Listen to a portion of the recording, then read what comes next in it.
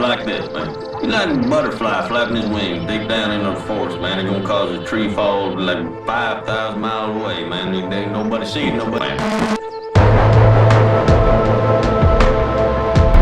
Man, see, like, you don't even know, man. It's like you're born into this world, man. And you got like that, man. The dust and wind, man. Or like the dang old candle, man. It don't matter, man. It's all the time.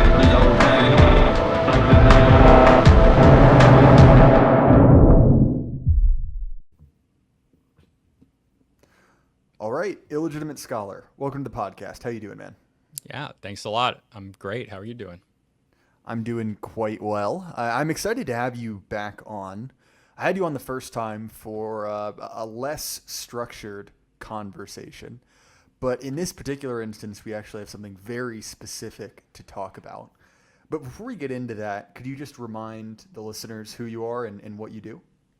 Yeah, so Illegitimate Scholar on YouTube and an audio podcast. I mostly do a podcast, and I'm moving into standalone videos, and that's on anthropology. But anthropology is a very, very disproportionately left-wing field, and I do it from more of a centrist or conservative perspective. And it's politicized in a way. In a lot of ways, and it's very consequential for our laws, which is actually what we're going to be talking about today. So I think it's something that's very important. And it's also a field that is inherently interesting, I think, to people who are interested in our past. And so I don't like that it's all taken over by mainstream, very left-leaning individuals that put their own spins on it and create fantasies within a field that doesn't have a lot of diversity of thought in it. So cultural anthropology and archaeology is what I do. So several months ago, you appeared on the Good Old Boys podcast, which of course we highly recommend here, to talk about a specific change to the administrative apparatus in the U.S. as regards pre-Columbian artifacts. So do you want to give an overview of that at kind of the 30,000 foot level, specifically what happened and why that matters? Yes. So this law is called NAGPA, and it's the Native American Graves Protection and Repatriation Act. And this was an act it was put into law in the 1990s, and its original intention was to stop the looting that would happen to Native American graves that had happened for 200 plus years of grave goods and of human remains of Native Americans specifically, which was something that happened a lot. And this was like there's a rumor that George Bush's dad or grandfather, W's grandfather, stole the head of Geronimo, who's a very famous Native American. Not sure if that's true, but that's a story. That should tell you how common this stuff was. So that part of it, great. That's totally fine. It's good. And the result of that over the last 30 years was the repatriation because not only did it stop this from happening in general, but it was retroactive in that the Native American tribes, nations that were associated with these remains, or the closest ones, it's not always completely straightforward, especially if you go way back in time. 92% of these remains were returned to the peoples that they belonged to, and mostly reburied at that point. However, with administrative changes over the past few decades, the law has changed quite a bit. And there was a specific change that was put into place in December of 2023, which, from the most big picture perspective, made it so that this law applied to not only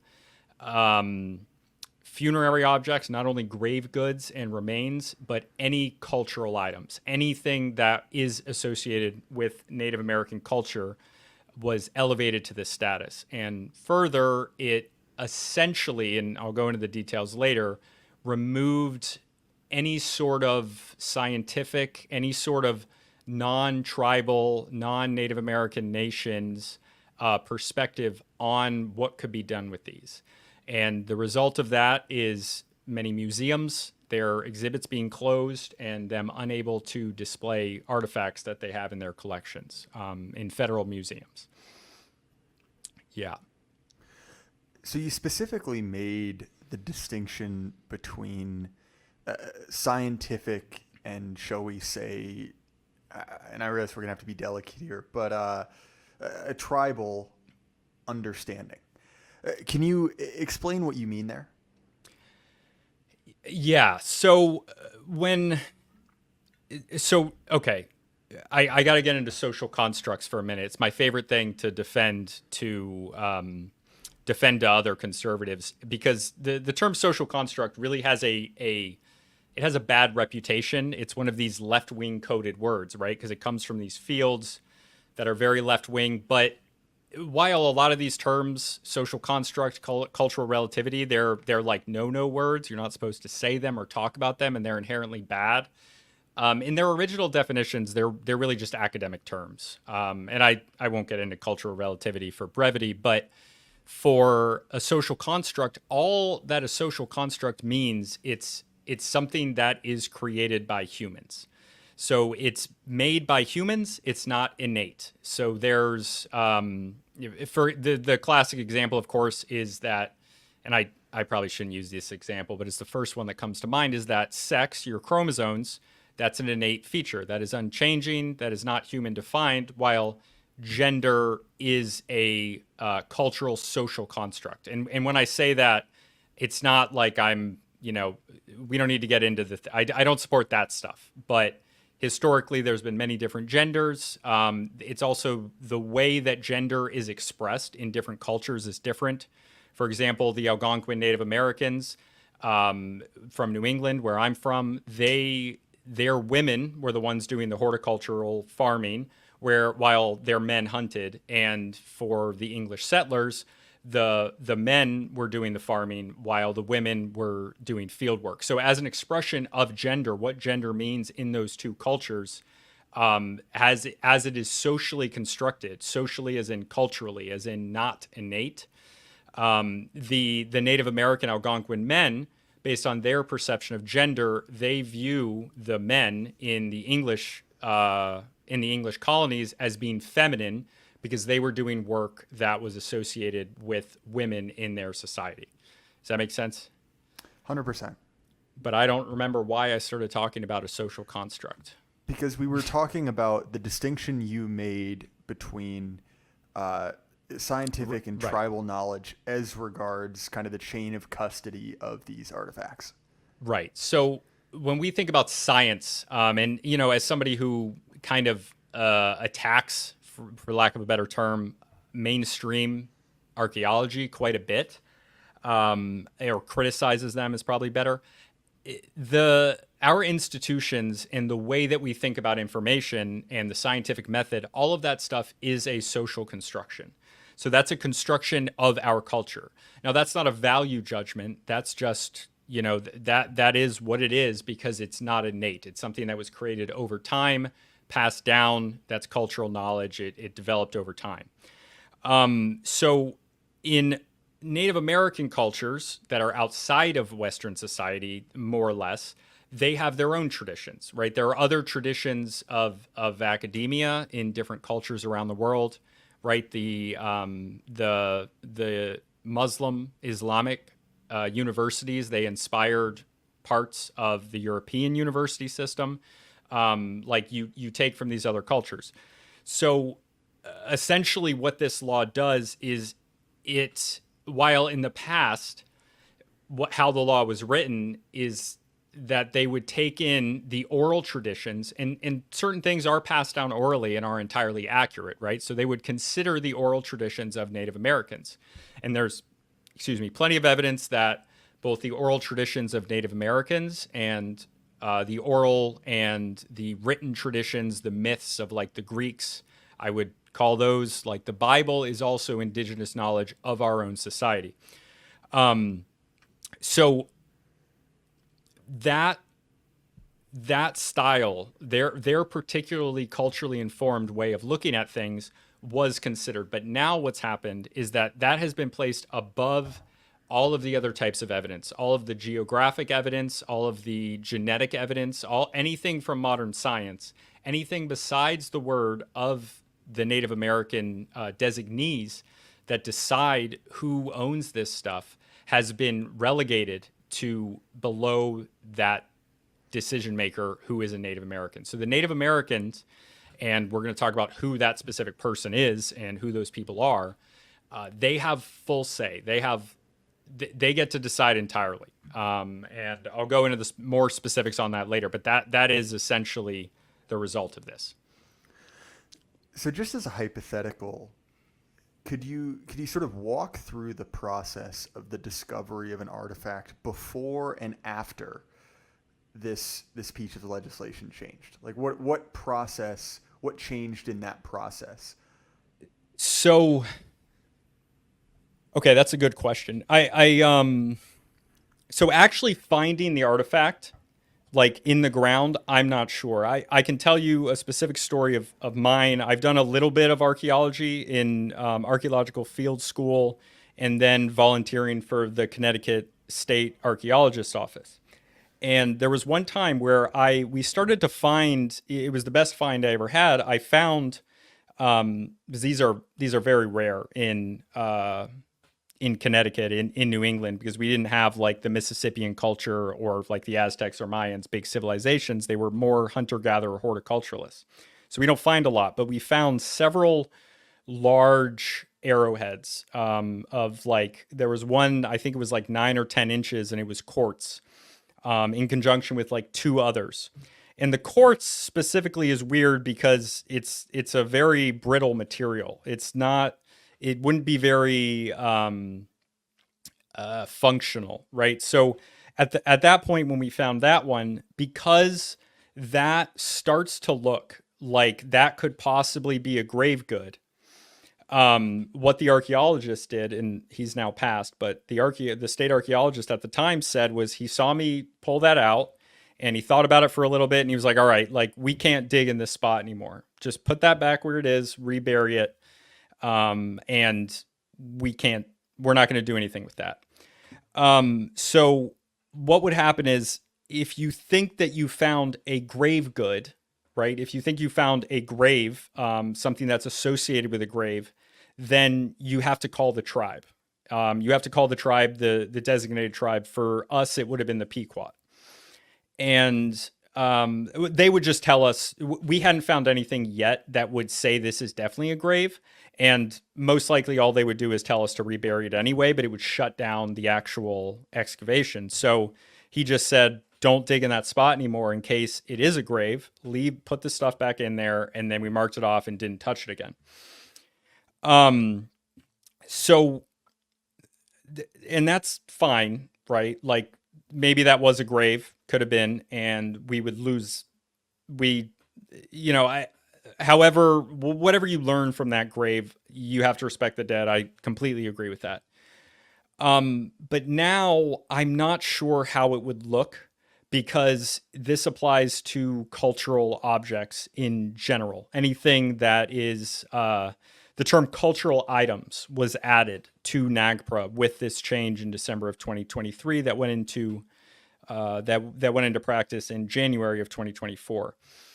It has more consequences once that's out of the ground. So how it would look on an archaeological dig, I don't think much would change, but it might stop any sort of, I don't know if it would stop written publications on what was found, but it definitely would stop, and this is language from the changes to NAGPA as well, it would stop the display of those artifacts without prior consent of the Native American tribe, of anything.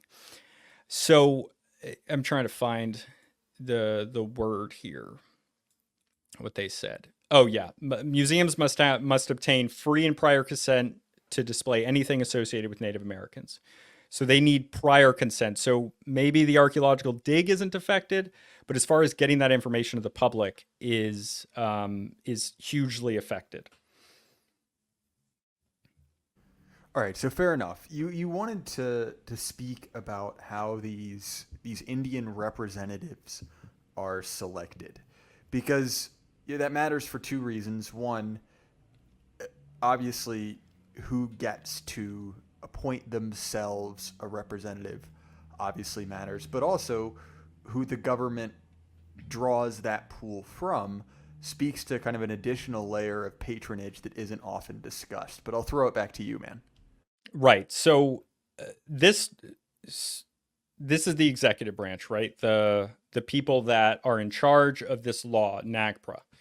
And it comes from the Department of the Interior. So the Department of the Interior, which is an executive branch of the federal government, this one, Biden's Department of the Interior, they're the ones that made these changes to this law. And they're the ones who are in charge of this law and its and the enforcement of this law. So under the Department of the Interior, there is the Bureau of Indian Affairs, which is a part of the Department of the Interior, which is a part of the executive branch of the U.S. government. So all these people are appointed. The director of the Bureau of Indian Affairs is an appointee of the Department of the Interior, the Secretary of the Interior, rather, who is an appointee of the current president. So the people that decide what tribes in the law itself, they have to be federally recognized tribes. And the Bureau of Indian Affairs is who decides who is a federally recognized tribe. The actual local governments, the tribal and nation leadership of these different Native American nations and tribes, they are the ones who are federally recognized, and how they decide their leadership is kind of up to them. I don't know how much leeway the Bureau of Indian Affairs gives them for deciding that, but those representatives of those tribes are directly patrons of the director of the Bureau of Indian Affairs, who is a direct client, rather, who is a client of the Secretary of the Interior, who is a client of the President of the United States. So, and there's issues with federal recognition as well, and we can get into that if you want. So federal recognition is like, there was certain criteria that was put into place many, many years ago. And this criteria decided what a tribe or a nation had to prove and had to show that they are an actual tribe. And unfortunately, because there were many there were there just were on different Native American groups. I'm sorry if you have to censor that for YouTube. I don't think that's an okay word to say on there, but look, Bill Scholar, I think you radically overestimate how much I edit any of these podcasts. Okay, great. So yes, so there's a destruction of culture of a lot of these different tribes and groups, and the rules that they need to make federal recognition, to get federal recognition, they require you to have a continuity of culture and to show language and all these things that may or may not have been destroyed by English settlers, maybe Spanish settlers, depending on where they are, maybe French settlers, less so because they didn't really do that, or by other Native American tribes. And the example I used, and I will use it again, the one that I used in the Good Old Boys podcast, was the Pequot in Connecticut. There's 3 groups of Pequot now, 2 in Connecticut, 1 in Ohio, and they're all federally recognized. But there was over a dozen, maybe 2 dozen other tribes, distinct tribes in Connecticut, who themselves were part of a tributary system with the Pequot of Connecticut. And I mean, the way that Connecticut got its shape was from the Pequot War in 1637, when they were defeated by the English settlers at the time. And so all of those tribes are not federally recognized. So what ends up happening is that the tribes that get federal recognition are generally the most powerful, the largest, the ones that were able to resist the best. Those tribes are able to get federal recognition, whereas other tribes who don't have the numbers, they didn't have the defense, they weren't as rich, they don't have that type of thing. So that's that's kind of secondary to the point, but it is an issue with federal recognition. And there's Sorry, I was accidentally muted. That's okay. So obviously, this is a pretty significant change, but to be blunt about it, and obviously I'm sort of playing devil's advocate here, why should we care?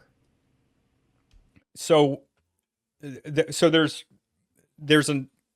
two reasons here. I mean, there's way more reasons than that, but I'm going to talk about two distinct reasons. The first reason is that, the federal government, which has these artifacts, these are in federal records. They've been obtained with federal money, with tax dollars, and they belong really to the American people.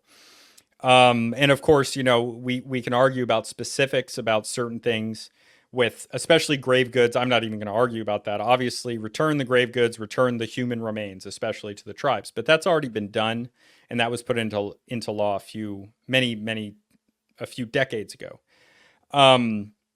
But with the rules that they're making, the changes that they've made, these changes have been made over time, and they haven't been made even by our representatives and senators. They've been made by the administrative state, outside of the spirit of the law that was originally intended.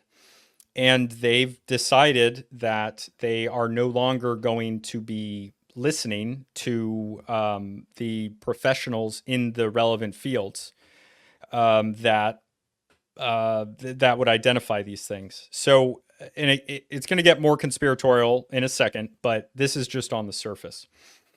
So really, some of these things entered into the collections because they were purchased, and not in a buying Manhattan for 14 beads kind of way, but in a legitimate purchased for a real market value from Native American traders, traders with a D, not a T. And so there's no reason that just because they belong to that culture that they shouldn't be displayed. What this does is it gives the unelected people in these administrative agencies, as well as Native Americans themselves, and specific types of Native Americans, because these are the people who are the elites of their society. They're in these tribal governments, and they're very diverse. There's dozens and dozens of tribes and nations, so you can't say for all of them. But in my general experience, these are generally people who align themselves with the same administrative state that made the changes in these laws in the first place. So they're given control over our history prior to 1500. They're given control over the way that this stuff is displayed. And this has led to, certain things not being displayed, but also things that are displayed in museums of natural history and other types of museums.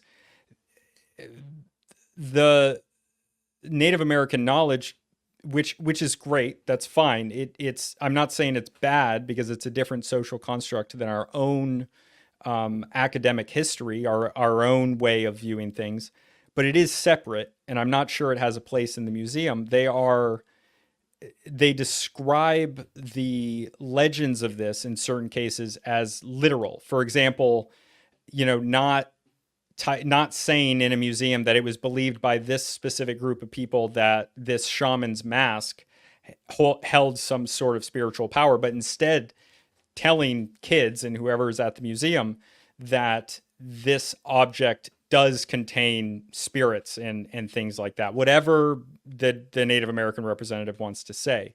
And I think you can just think about the ways that they could present it, because they could present it in sort of whatever way they want to. And it's completely unrelated to the fields of anthropology and archaeology. Maybe not completely, but it's outside of the hands of museum curators and people like that, because they need free and prior consent, and there's not even a time limit on it. So it really slows down the display of these artifacts, which might have, in many cases, were obtained without any coercion or violence or anything. So what is the process for becoming one of these sort of named persons that gets to make the decision. Is that included in law? So that is different for the different tribes in the different nations because they have different methods of government. It's essentially the tribal government, right? So it's however they decide to rule themselves. And because the United States, like we're talking about Native Americans from Alaska to, Pacific Islanders in Hawaii to like Eastern Algonquins in New England, like it's a very, very diverse group. So it's different for everybody. It's just how the tribal government is organized and how they decide themselves. So it's any number of different things. It just depends on the specific tribe. All right. How does this contrast with the way that other nations deal with their artifacts? Maybe from sort of a roughly contemporaneous time frame. When you say a roughly contemporaneous timeline, oh, I didn't get to one other thing as well. I can go back to that in a second. Of the other result of this, do you mean like for example, Canada with their indigenous people? So in this hypothetical situation, let's say Norway has a grave that is believed to be from, let's just pick a round number, 1100. How would that be governed versus how would a grave believed to be from 1100 found in Oklahoma per se?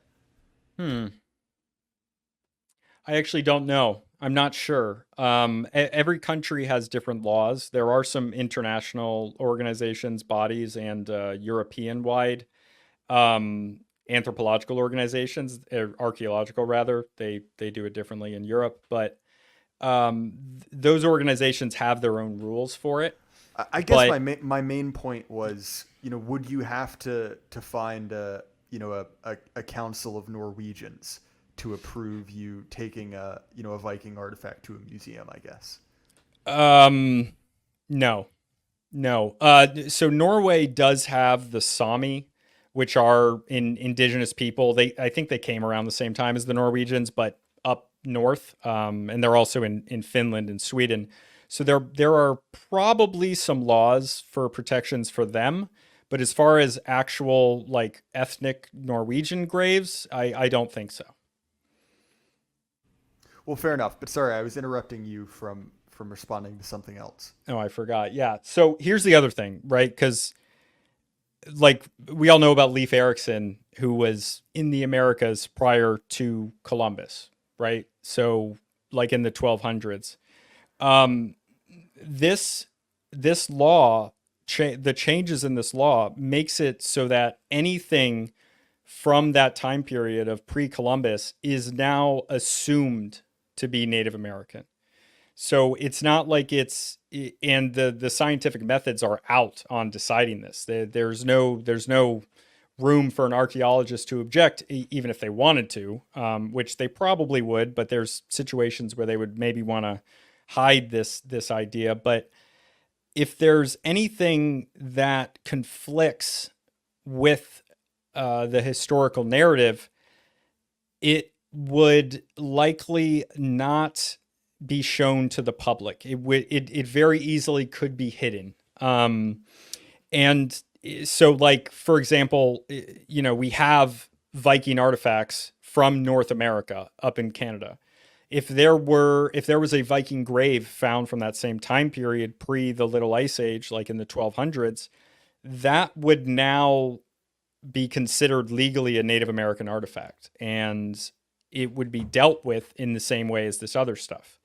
So they've essentially given themselves and when I say they've given themselves, I'm talking about the Department of the Interior down to the Bureau of Indian Affairs down to their representatives. They've given those people, and I'm assuming a sort of quid pro quo situation here if there was anything they wanted to hide.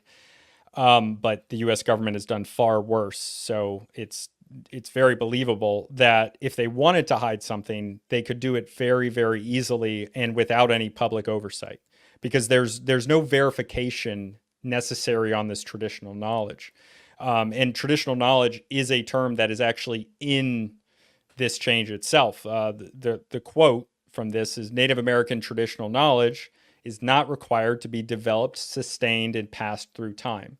So there's no verification on this. It's just the word. If the representative decides that it is something that is traditional, that is a Native American artifact, then it is, and there's no recourse for that because it's not required to be proven in any way that this is an actual claim based on any sort of traditional knowledge, any sort of custom. It's not a requirement. It's just their word. So effectively, it's a completely unaccountable system. Yes. As far as I can tell, yes. And I've been trying to get a lawyer to talk to me about this. Unfortunately, when I talked to the good old boys, Frito wasn't there, but that's the way it's written, that it is an unaccountable system. It didn't used to be. It used to be that there were all these different fields that got a say, and then they decided based on the preponderance of the evidence openly. But all of that stuff is now, like the scientific decision, the archaeological consensus, all of that stuff, any genetic information, it's still technically in the law, but they're required to defer to the Native American representative. So it's essentially irrelevant. If it's deemed important by the representative, then it doesn't matter what the genetics say. It doesn't matter if they found a Chinese man's grave from Zhang He's like possible result. I don't believe that it happened, but if it did, we would never know now because that grave would be it would be assumed that it was Native American. So several questions I have, right? Which is one, how does this restriction affect the scientific process going forward? For instance, have there been actual specific instances where you can say, this change affected ongoing research? And then two, what was the motivation for this change? Because, and look, I'm an outsider here, but it doesn't seem like this is particularly a hot button issue or something that's even been brought up. Yeah. So I can only speculate on the motivations behind the people making the changes in this law, but it seems to me that it's just, the never ending forever revolution of making things more and more politically correct and woke. And, they have to do something. They have to justify their existence, and they have to appear more and more sensitive to these topics that are considered sacred. And in a lot of ways, I love Native American history and people and culture. But from the political standpoint in our culture, especially from the Democratic Party and the left wing, it seems it's more than that. It's like there's a sacredness associated with it, just like they feel the same way with Black people.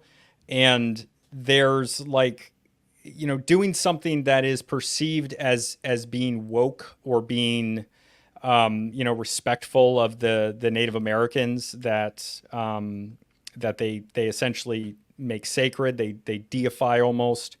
It's taboo to offend these specific groups.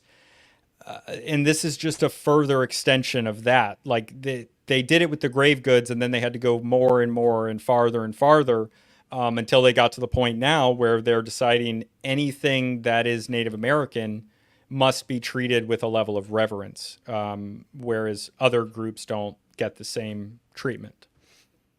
So I think it's just the natural conclusion of that belief system, that ideology. Yeah, I think that you're right there. Obviously, it's very easy to point that out in, should we say, forward-facing aspects of policy, right? Like college admissions or something like that. But I think this is an interesting microcosm because it's something that most people really don't ever think about, myself included, if you hadn't brought it up. Mm-hmm. Yeah. And this doesn't have any effects on, the problem is we wouldn't know if this stopped something from being brought to the forefront. We just wouldn't know at all because it wouldn't be public what the results of something in specific research were many times. But it already has affected the display of artifacts. Like a lot of museums had to close displays, had to not display certain artifacts, and that's what's happened. And as somebody who loves these cultural objects and I want to learn about them and see them, that's something that's innately bad. It's not good to not be able to experience and see these things. But as far as research, it's up in the air. We wouldn't know if it did because of the protections they've been given. Yeah, I think that's an interesting point and maybe a one that's overly broad for this discussion. But, it does sort of seem like museums are they're no longer appreciated. They no longer have the same kind of social cachet they used to. Obviously, the first round of this was obviously the destruction of monuments related to the American Civil War, but also over the kind of great awakening of 2016 to 2020.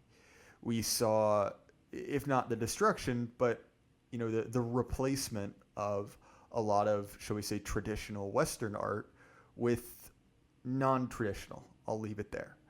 And then You're very generous. Right. Yes, I'm speaking as kindly as I can here. And then in the post 2020 world, we've seen the rise of, particularly in Europe, right, with the Just Stop Oil protests, right, the out and out destruction of these works of art. And obviously, that's an art museum, versus sort of a historical museum. But nonetheless, it does seem as if this desire to kind of destroy our own culture has extended to museums, right? Obviously, as repositories of that culture. Do you see what I'm getting at there? Yes, and I agree. Yeah, that is happening, and our own culture is not given the same level of importance or the same level of defense. Not that I think it should get this. Nothing should have this level of defense. This is ridiculous. This is way over the top. But the example on the good old boys that Bogbeep brought up is the melting down of a Robert E. Lee statue, and that's the type of cultural history being destroyed that is, that's important. That's sacred to people who's, and I'm from New England. I'm a Connecticut Yankee and I'm third generation American. So it's not really relevant to me, but I don't like the idea of anybody's culture being destroyed in that way. And it happens to ours as well. I mean, my hometown, they took down the Columbus statue, which is also something that I don't agree with, in the same way that I don't agree with disrespectful things being done to Native American artifacts. The situation with Columbus is always funny to me because, in kind of a weird, perverse way, Columbus is like the Susan B. Anthony of yesteryear, in the sense that he was, in relative terms, a relatively obscure political figure in the context of like popular American history, who was sort of he was artificially raised to prominence because we needed to appeal to a certain demographic. Right, Italian Americans. Yeah, exactly. Yeah. But this was a way to let the to let the Italians feel like they were a part of American culture. And that's what I'm talking about. It's like I'm from a place that has a lot of Italian Americans, and like that's why he was put up. Like I don't think Columbus was a good person. I mean, he did a great man in the classical sense, but not a good guy, right? But that's not the point of statues. Well, right, and it's sort of petty moralizing, right? It's like asking, like, well, was Genghis Khan nice to his mom?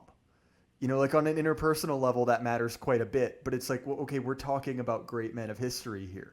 Like I wouldn't have really enjoyed experiencing, a lot of the things that Columbus or the other kind of Spanish conquerors did to the people that they were up against. I wouldn't even want to be a part of them. That's horrible either way. Yeah, exactly. It's not exactly a pleasant process. No. I mean, but by that standard, are we going to start tearing down statues of Julius Caesar? Because, I mean, let's be honest, he did Gauls Damn it! That's Yes. the second time we've used that word, and Yeah, another it time. is. It is. So much for editing that out. So point That's all right. it's obviously a highly foolish endeavor. So Yeah. curious, going forward, how do you see this issue developing? Has there been any kind of organized opposition to it, or is this just one of those kind of decrees of the administrative state? Dude, as far as I know, besides a few obscure authors on some websites that I found, I am the only person talking about this. So I don't know. Like, I haven't heard any sort of, like alternative history people talk about it. I haven't heard any, I maybe it exists, but I haven't seen anybody talk about it except for me. So I don't know. I don't think anybody cares. Anybody really realizes it. When it came out, there were some news stories about how there were museums with cloths covering the exhibits, but that's kind of it. And then that was in January, and here we are in November, or excuse me, in September. But I also don't know how the recent, and this happened after the Good Old Boys episode. I don't know how that Supreme Court ruling on administrative rulings is going to affect this, or if it has affected it at all yet. I haven't seen anything. The Department of the Interior hasn't said anything. So it's possible that this is being left in there. I just don't know. All right. So is there anything else that the listeners need to understand on this topic, or do you think we've covered it? Let me just look at my notes. I think that's most of it. Yeah. Oh, I guess who these Native American representatives generally are. So, like, the people that are in these tribal governments, and probably the people who are placed in these positions, are, in my experience, I've met a few of them, and like I said earlier, they are the types of people often, I don't want to generalize too much because it's very diverse, but my concern is that these are the types of people who, for social clout, go as far towards the woke, for lack of a better term, position as they can take. And one example of that was in an anthropology class when I was an undergrad. We had a woman come in, and she was one of these cultural representatives, and she talked to us about, having sports names of Native Americans, like the Redskins. This was before the Redskins changed their name. And, she was against that, which I totally get. I totally understand. I have mixed feelings on it. I think Chief Wahoo is probably a little bit too far with the cartoonish red, face, but the Atlanta Braves still have their name, and I think we see why.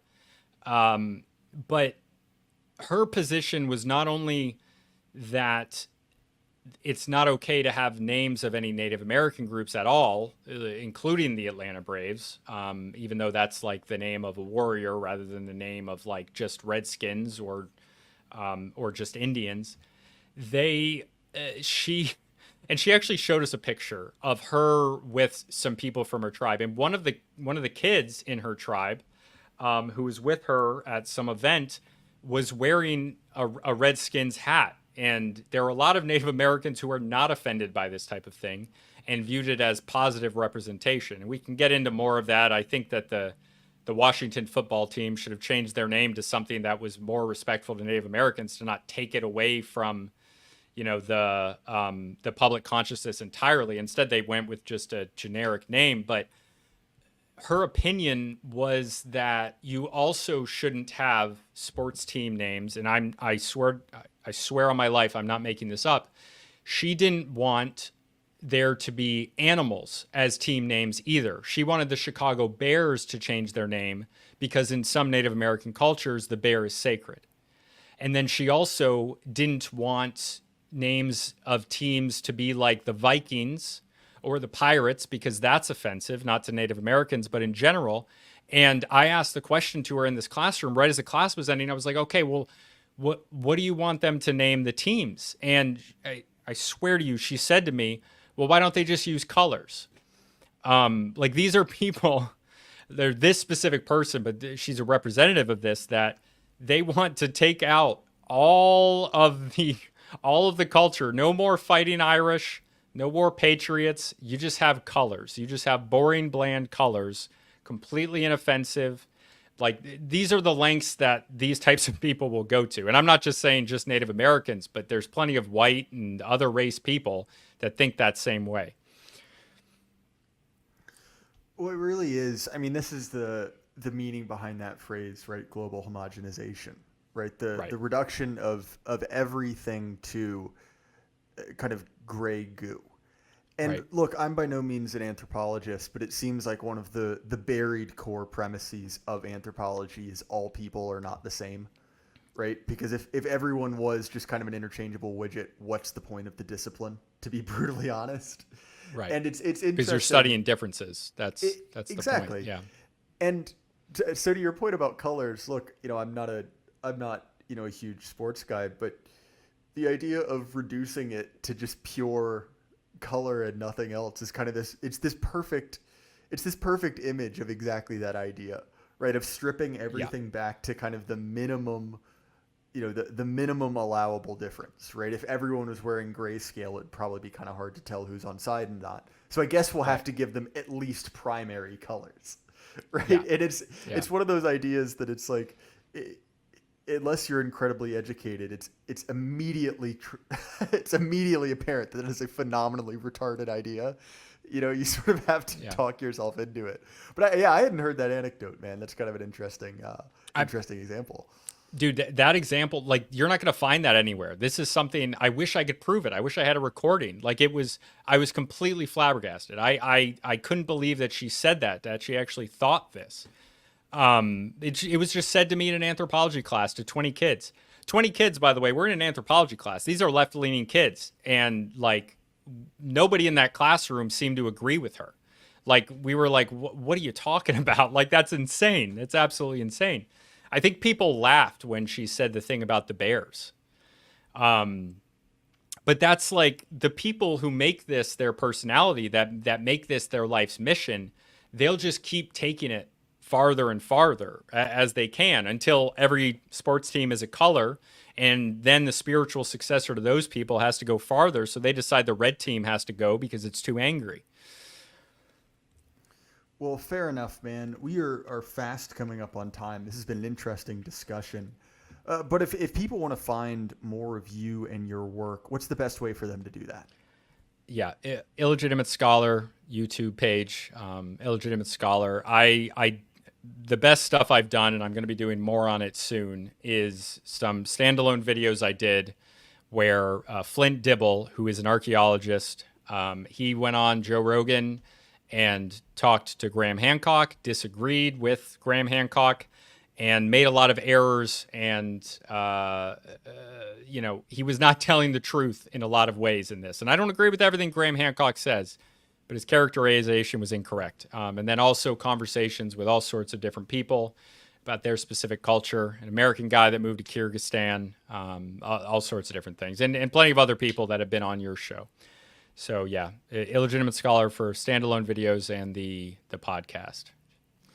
Well, thanks, man, for coming on. It was a fascinating discussion. As far as my stuff, you can find the show on Apple, Spotify, YouTube, anywhere you listen to podcasts. You can also check out our sponsor, Axios Remote Fitness and Coaching. In addition, we have a new development, which is we have merch. Well, I'll put it this way. Dimes has assured me that I have merch, and I haven't checked to see what he's made for me. But he makes good stuff, so I'm assured it's good. And by the time this goes up, I will have clicked the link and seen what type of merch there is with my name on it. But if you want to check that out, that will be in the description as well. And everyone at home, keep your head up. The lie can't last forever. Good night.